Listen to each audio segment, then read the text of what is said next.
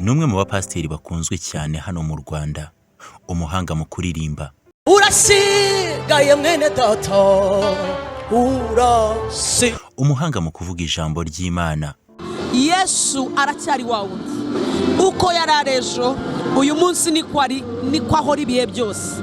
Turi mu minsi ibintu byinshi biravuguruza abantu, byicariye intugu z'abantu. Umukozi w'Imana Pastor Julienne Kabanda, uyu niwe washinze ndetse akaba n'umuyobozi mukuru wa Grace Lomo Ministry imaze kwamamara cyane mu Rwanda.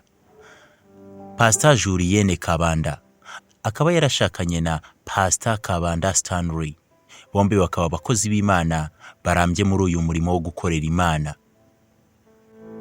Umugabo wa Pastor Julienne Kabanda akaba ayobora itorero Jubilee Revival Assembly, naho umugore we akayobora Grace Lomo Ministry ibarizwamo abaturuka mu matorero atandukanye biganje mu rubyiruko.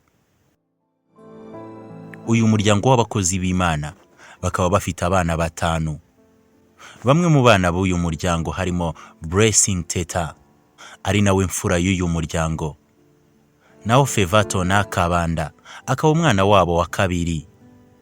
Ndetse uyu Feva akaba nawe yariyeguriye Imana mu kuyikorera abinyujije mu kuririmba. Pastor Julienne Kabanda yagiye yumvikana kenshi avuga ubuhamya bwe budasanzwe bw'uburyo yakijijwe. Yari umwana ukunda kuba mu tubyiniro, aho yavugaga ko yasubiragamo indirimbo z'abahanzi bagiye batandukanye nka Brenda Fassie, Michael Jackson n'abandi. Ko iryo tsinda twararirimbye kabisa, twagiye mu bitaramo byinshi, twagiye mu ma boîte de nuit atandukanye kandi tukabona amafaranga. Ndetse n'ubu iyo mwumvisha aririmba wumva ko afite ubuhanga budasanzwe mu bijyanye n'imiririmbire. Pastor Julienne Kabanda